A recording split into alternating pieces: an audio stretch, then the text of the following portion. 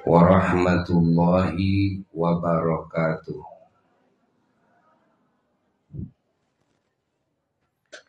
Alhamdulillahi rabbil alamin, wa afdalus salati wa atammut taslimi ala sayyidil awwalina wal akhirin, imamil anbiya'i wal mursalin wa khatamin nabiyyin, sayyidina wa nabiyyina wa maulana Muhammadin wa ala alihi wa sahbihi ajma'in. Wala hawla wala quwwata illa billahil aliyyil azim, amma ba'du. Faya ibadallah, usikum wa nafsi bitaqwallah, faqad fazal muttaqun. Para jamaah yang mulia, alhamdulillah kita dipertemukan kembali dalam majelis ilmunya, yakni dalam majelis ilmu Allah, dalam majelis zikrullah wa zikrul Rasul sallallahu alaihi wasallam wa zikrul awliya wal ulama was salihin. Yang ini merupakan majelis yang agung, yang mana kita punya harapan besar dengan niat mulia kita. Dari rumah kita sudah mendapatkan ganjaran, lalu dengan melangkahkan kaki juga setiap langkahnya mendapatkan ganjaran, dan juga dengan hadir kita di majelis ilmu, majelis zikir dapat ganjaran setiap saatnya, luar biasa ganjarannya. Dan juga kita menyimak ilmu atau zikirnya hati kita kepada Allah, mengingat para kekasih Allah, para utusan Allah, para nabi Allah alaihimussalam, mengingat para wali Allah, para ulama Allah, para syuhada, para sholihin radhiyallahu anhum ajma'in, mengingat anugerah-anugerah dari Allah yang Allah anugerahkan kepada kita. Ini semua juga merupakan amal soleh, di mana kita punya harapan mendapatkan ganjaran lagi dari sisi ini. Kita bersilaturahmi di antara kita, mengucapkan salam dan menjawab salam, bermusafahah, salaman, dan juga senyum manis kita di hadapan sesama hamba Allah, dan sapaan yang membahagiakan, juga obrolan-obrolan yang isinya ilmu, isinya nasihat, isinya amar ma'ruf nahi munkar. Itu semua juga merupakan amal soleh. Kita punya harapan lagi dari sisi ini mendapatkan pahala lagi dari Allah. Dan di majelis seperti ini kita dihormati oleh para malaikat Allah, sehingga para malaikat berkumpul bersama kita. Itu harus selalu diingat tuh. Ketika kita kumpul bukan cuma dengan ulama saja, bukan cuma dengan orang-orang yang beriman, yang soleh saja, tapi juga bersama kita banyak para malaikat Allah. Walaupun mata tidak bisa melihatnya. Rahmat oleh Allah dihujankan. Keberkahan pun juga oleh Allah dihujankan. Ampunan Allah dihujankan. Anugerah-anugerah dari Allah dihujankan. Walaupun mata tidak melihat. Dan Allah sudah menyiapkan di alam kuburnya, di akhiratnya, sampai di surganya. Bagi hamba-hambanya yang hadir dalam majelis ilmu, majelis zikir, yang mengamalkan ilmu, yang menyebarkan ilmu,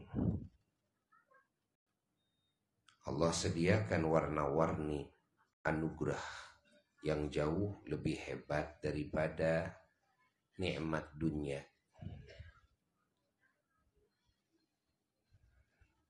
Lebih hebat daripada kenikmatan dunia, daripada keindahan dunia.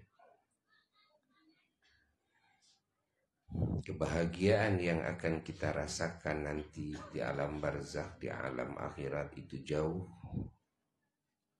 lebih hebat daripada kebahagiaan kita di dunia ketika mendapatkan uang yang sangat banyak, mendapatkan rezeki yang sangat banyak. Maka kita harus yakini ini. Dan ini harus selalu diingat dalam hati.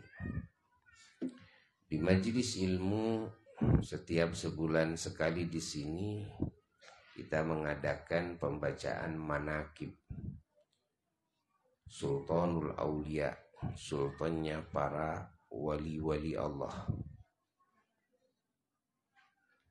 yaitu junjunan kita, kekasih kita, suri toladan kita, murabbi ruh kita, cahaya kita,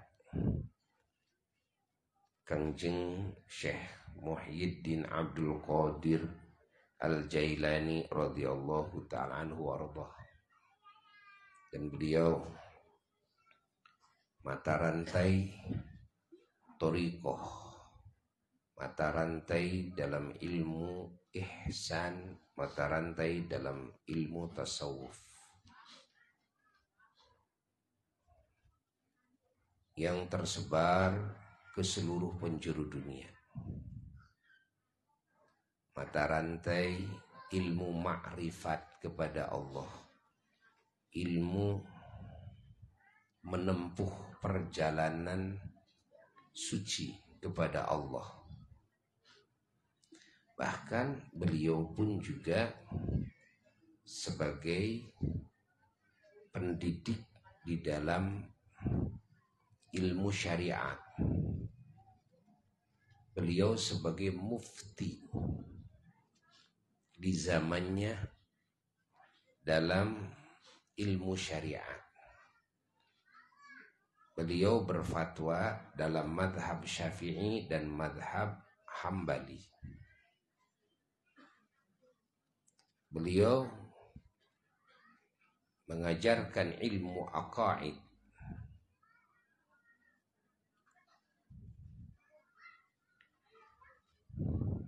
Jadi tidak hanya mengajarkan ilmu tasawuf saja, tidak hanya mengajarkan ilmu thariqah saja, apalagi hanya talqin zikir saja. Tidak. Karena ilmu tasawuf itu, ilmu thariqah itu adalah ilmu yang ketiga setelah melewati ilmu aqaid dan setelah melewati ilmu syariat. ilmu hukum. Jadi kita harus tahu tartibannya.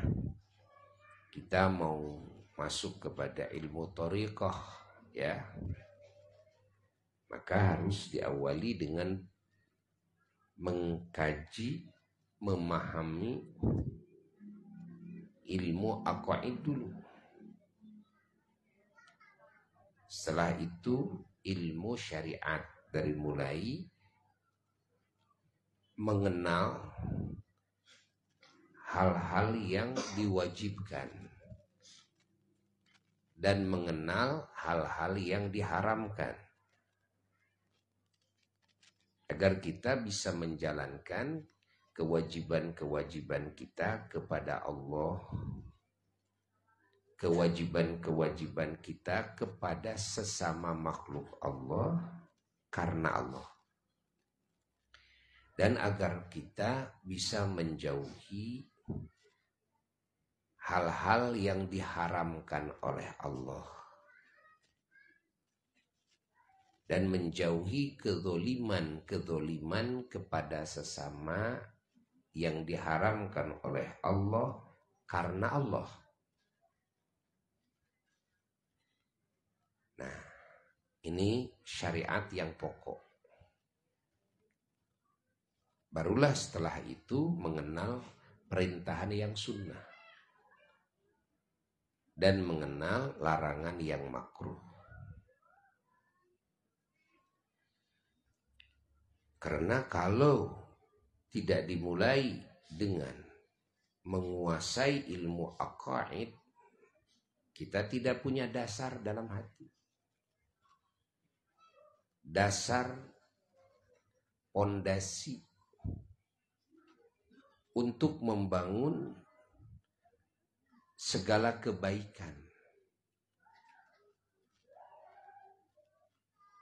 Kalau dasarnya tidak ada, keyakinannya kepada Allah tidak ada, atau salah, keyakinannya kepada Rasulullah sallallahu alaihi wasallam atau kepada Quran dan kepada para utusan Allah dan kepada kitab-kitab samawi dan kepada para malaikat Allah dan kepada hari kiamat dan tanda-tanda kiamat. Tidak ada keyakinan itu dalam hati, atau keyakinannya itu salah, maka kita tidak punya fondasi. Kita tidak akan mungkin bisa membangun segala kebaikan. Dalam arti bukan tidak bisa membangun segala kebaikan, bukan, tapi yang dimaksud adalah kebaikan yang kita niatkan mengabdi kepada Allah. Tidak bisa. Kenapa? Karena kepada Allahnya tidak kenal. Karena tidak ada dasar keimanan. Sehingga kita tidak punya harapan untuk mendapatkan balasan dari segala kebaikan kita, walaupun kebaikan kita diambil manfaatnya oleh semua ahli bumi. Ketika kebaikan ini tidak didasarkan pengabdian kepada Allah karena Allah, dikarenakan kita tidak beriman kepada Allah, atau salah dalam iman kita kepada Allah, rusak keyakinan kita kepada Allah. Begitulah kepada segala yang wajib diimani. Maka penguasaan akidah itu harus dibangun terlebih dahulu. Tidak boleh ada keraguan di situ. Tidak boleh ada cacat di situ. Karena kalau ada keraguan, tidak disebut iman. Iman itu tidak menerima keraguan. Maka kalau ada ragu aja sedikit kepada Allah, kepada firman-Nya, kepada janjinya, kepada ancamannya, umpamanya, sedikit aja ada ragu kepada utusannya, ini benar utusan Allah atau bukan, umpamanya, atau kepada sabda-sabdanya ya yang sahih dan mutawatir, maka keraguan ini membatalkan iman. Begitu pula kepada akhirat, kepada Quran, dan kepada segala yang wajib diimani. Allah. Setelah iman menetap dalam hati, barulah kita belajar mengetahui aturan Allah dalam hidup, yaitu syariat Islam. Syariat Islam itu aturan Allah dalam hidup. Aturan Allah dalam hidup itu ada 5. Yang pertama ada perintahan wajib. Yang kedua perintahan sunnah. Yang ketiga larangan yang haram. Yang keempat larangan yang makruh. Yang kelima adalah yang boleh. Ya, boleh-boleh saja. Antara melakukan dan tidak melakukan sama, seimbang. Nah, yang harus didahulukan diketahui adalah yang wajib. Apa yang harus dilakukan yang hukumnya wajib.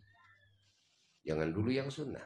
Kenapa? Karena kalau kita tidak melakukan yang diwajibkan, maka diancam siksa, bahaya bagi kita. Kalau tidak melakukan yang disunnahkan, tidak ada ancaman siksa. Dan juga kita harus menjauhi yang haram dulu.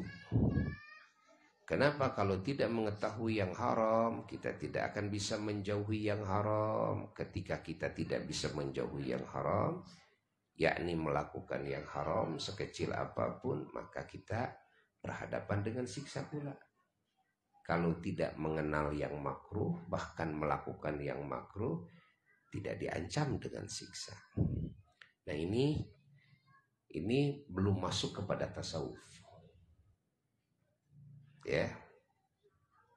Belum masuk kepada tasawuf. Ini ilmu pokok. Yang penting kita selamat. Gitu kan? Tasawuf itu untuk apa? Untuk bisa mendapatkan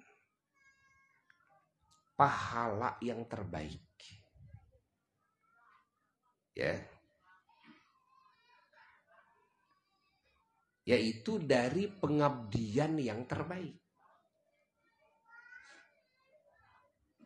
Tidak bisa kita mengabdi kepada Allah dalam melakukan perintahnya, menjauhi larangannya, dan juga dalam berkeyakinan kepada Allah dan kepada segala yang wajib diyakini dengan sempurna, kecuali harus dengan ilmu tasawuf.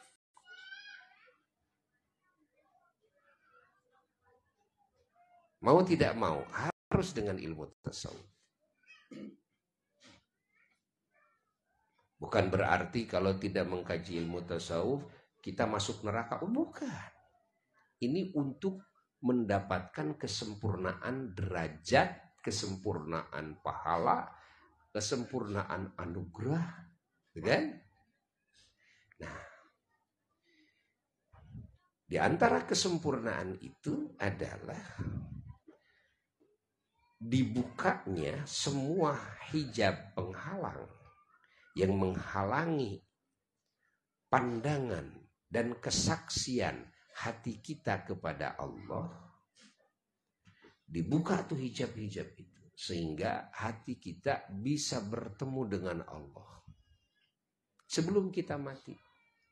Walaupun mata tidak bisa melihat, karena anugerah yang Allah akan berikan kepada mata kita, yaitu ya kelak di surga. Maka semua mata ahli surga kelak akan dikasih anugerah, matanya bisa memandang zat Allah yang disembah, diyakini waktu di dunia. Yang mana kita melakukan apapun lillah karena Allah, menjauhi apapun lillah karena Allah. Ya. Rizki untuk mata nanti, rizki untuk telinga nanti. Kan? Kalau rizki untuk hati, maka Allah memberikan kepada hamba-hambanya yang terpilih. Tidak semua. Ini hanya yang terpilih saja. Yang terpilih bukan terpilih dari manusia-manusia yang kafir. Bukan. Tapi terpilih dari manusia-manusia yang beriman. Manusia-manusia yang bertakwa. Manusia-manusia yang berilmu. Manusia-manusia yang mengamalkan ilmunya. Yang melakukan perintah Allah, menjauhi larangan Allah. Ada lagi yang terpilih dari kelompok ini. Ya, yang ketika dipilih oleh Allah, Allah bukakan hijab. Allah pertemukan hatinya dengannya. Itu oleh Allah dijadikan wasilahnya bagi si hamba ini adalah dengan penguasaan si hamba ini kepada ilmu thariqah, ilmu tasawuf. Dan dengan pengamalannya sebenar-benarnya.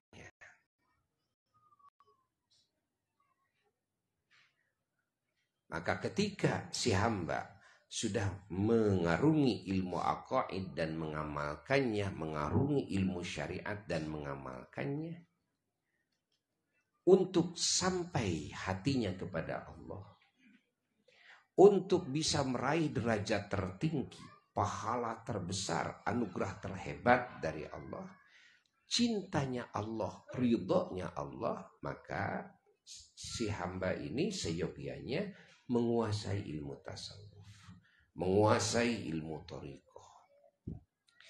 Yang dimaksud ilmu thariqah bukan talqin zikir yang sekarang beredar, talqin, bukan itu. Fahami. Ya, karena talqin zikir itu sudah bisa diraih ya dari sanad guru. Umat Islam kan semuanya dalam mengenal Allah punya guru. Ya. Dalam syariat punya guru. Kalimat la ilaha illallah dan kalimat thayyibah lainnya, bacaan Quran, sholatnya semuanya terima dari siapa? Dari guru. Itu sudah merupakan talqin. Catat, itu sudah merupakan talqin. Fahami oleh kita semua. Jadi talqin itu bukan ilmu thariqah, ilmu tasawuf sepenuhnya bukan. Itu adalah bagian daripada ilmu syariat juga. Bagian daripada ilmu syariat juga. Belum masuk kepada ilmu tasawuf. Karena masuk kepada ilmu tasawuf, ilmu thariqah itu harus menguasai ilmu aqaid dan mengamalkannya, harus menguasai ilmu syariat dan mengamalkannya. Lalu diperbagus dengan adab-adaban toto kromo. Ya, dalam bermuamalah, berhubungan hati dengan Allah, dalam hubungan pengabdian jasmani ruhani kita dengan Allah, dalam pengabdian kita kepada Allah yang hubungannya dengan sesama makhluk Allah. Memakai akhlak, memakai adab, memakai perasaan. Dan juga disempurnakan. Wudu dengan tata keramanya, sholat dengan tata keramanya, saum, sehaji, segala macam dengan tata keramanya. Jadi tidak asal-asalan. Bukan berarti yang tidak memakai tata krama umpamanya tidak akan dapat pahala, bukan. Atau akan masuk neraka, oh tidak. Ya. Namun ini adalah ilmu kesempurnaan. Maka dengan penguasaan dan pengamalan terhadap ilmu tasawuf dan thariqah, manusia itu bisa sempurna. Derajatnya disebutlah al-insanul kamil. Manusia sempurna. Itu yang dimaksud manusia sempurna. Bukan dari sisi finansial, bukan dari sisi kegantengan, kecantikan, kesohoran. Bukan. Adalah manusia yang sudah menguasai ilmu akidah dan mengamalkannya, ilmu syariat dan mengamalkannya, lalu juga disempurnakan dengan ilmu tasawuf dan thariqah. Paham ya? Paham? Paham? Jadi jangan dianggap tidak talqin umat Islam. Tidak talqin. Adapun di kalangan para mursyid thariqah ada istilah talqin zikir. Ya. Itu adalah ya, untuk mendapatkan ya keunggulan. Catat, untuk mendapatkan apa? Keunggulan dalam mata rantai. Kenapa? Karena kalau kita dari guru-guru yang umum, kebanyakannya mereka tidak tahu sanad dzikir itu dari gurunya ke atas, mereka tidak hafal. Bukan berarti tidak ada sanad, tapi tidak hafal. Ya, satu itu. Yang kedua, ya, maksud yang paling afdol ketika mursyid ini jelas-jelas beliau ulama, ya, yang menguasai ilmu akidah, ilmu syariat dan mengamalkannya, dan beliau yang sudah menguasai ilmu tasawuf dan sudah mengamalkannya, dan beliau punya mata rantai keemasan dari guru-gurunya yang seperti itu, yang semuanya tersambung sampai junjungan alam Rasulullah SAW. Maka kita seyogianya mendapatkan talqin dzikir, bahkan dalam segala hal keagamaan, langsung dari orang seperti ini. Paham kan? Paham? Paham? Harus paham ini, karena ada yang gagal paham ini. Lalu menganggap yang tidak talqin sama guru saya atau sama saya sudah tidak akan nyampe kepada Allah. Ada yang mengatakan walaupun dia ke Mekah puluhan kali, ratusan kali, gak akan bisa nyampe kepada Allah kalau tidak talqin dari saya atau tidak berguru. Salah, itu salah. Salah total. Dan jadinya nanti suudzon terhadap muslimin, suudzon terhadap mukminin, dianggap agamanya liar. Enggak. Cuma ada yang hafal kepada sanadnya, ada yang tidak hafal. Ada yang sanadnya itu semuanya istimewa, ada yang sanadnya itu ada yang istimewa sebagian, ada yang tidak istimewa sebagian, gitu kan? Semuanya sah-sah saja. Sah-sah saja semuanya. Jadi kita perlunya talqin dari seorang ulama. Tapi lihat, bukan talqin dari yang mentalkinkan dzikir. Padahal yang mentalkinkan dzikir tersebut masih bodoh kepada ilmu syariat, kepada ilmu akidah. Bahkan dalam ilmu tasawuf pun mereka itu masih awam, masih bodoh. Hanya bisa mentalkini la ilaha illallah. Bukan itu, bukan. Sekarang terjadi ada ini ya. Yang mentalkinkan itu adalah orang yang ketika dikoreksi urusan ilmu syariatnya masih bodoh dia. Dalam ilmu aqaidnya dengan dasar-dasar dalil akli dan naklinya masih bodoh. Dalam ilmu akhlaknya masih ada cacat dalam akhlaknya. Tapi dia sudah bisa mentalkin. Sah-sah saja mentalkin, sah-sah saja. Ya. Tapi bukan berarti ini lebih utama. Tidak. Ini menjadi sama aja dengan yang lain nantinya. Sama saja. Karena semua umat Islam ya sudah ditalkin. Walaupun caranya berbeda-beda. Ketika guru mengajarkan la ilaha illallah, itu talqin, kan? Walaupun tidak disebut talqin. Mungkin dari sisi bahasa banyak umat Islam yang tidak menggunakan bahasa talqin, padahal hakikatnya talqin. Talqin itu apa? Ya talqin itu adalah menyampaikan. Talqin itu adalah menyampaikan. La ilaha illallah sampaikan, bacaan Quran sampaikan, ajaran sholat, ajaran ibadah lainnya sampaikan. Paham? Paham? Kalau ada ulama yang betul-betul punya mata rantai keemasan dalam akidahnya, syariatnya, tasawufnya, silahkan. Berbaiatlah kepada ulama seperti ini. Untuk apa? Meraih kesempurnaan. Bukan untuk mengesahkan tauhid. Catat. Tapi untuk meraih apa? Kesempurnaan. Bergululah dalam segala hal. Bukan cuma di dalam mengucapkan la ilaha illallah. Zikir la ilaha illallah saja. Tidak. Faham ya? Nah, ini adalah Syekh Muhyiddin Abdul Qadir Al-Jailani Qaddasallahu sirrul ali.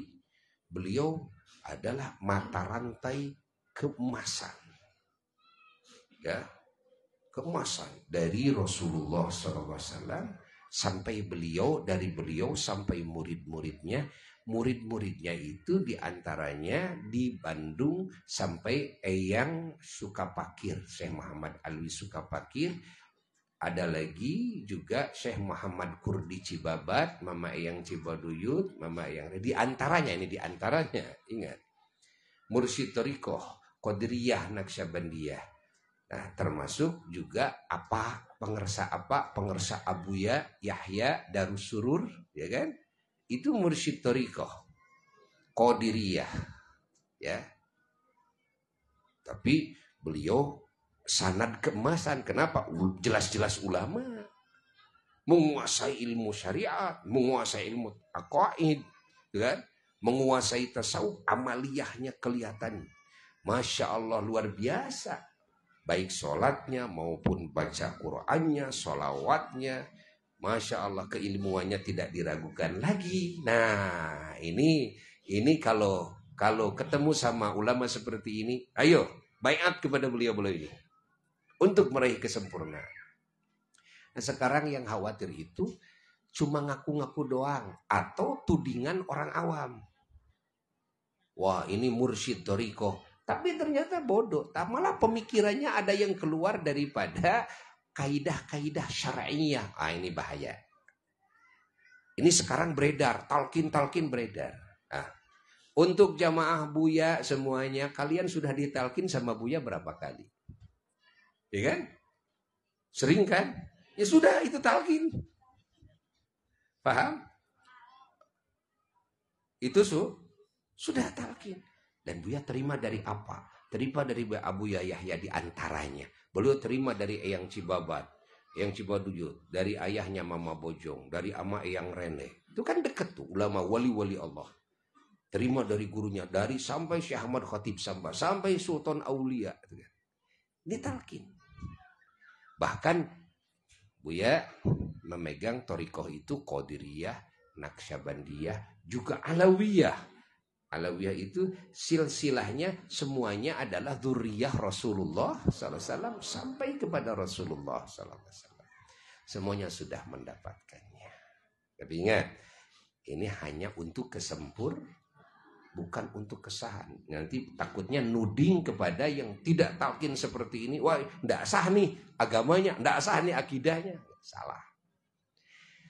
Nah, mudah-mudahan kalimat ini manfaat, barokah ya bagi siapapun umat Islam. dan kita mendapatkan keberkahan dari para mata rantai ya agama, sanad-sanad agama ya, semuanya leluhur-leluhur kita mendapatkan syafaat-syafaat beliau ya. Semoga kita kakelek kasangkeh kumaran tenanana oge urang diijabah doaku kamuliaan maran tenanana. Bisril Fatihah.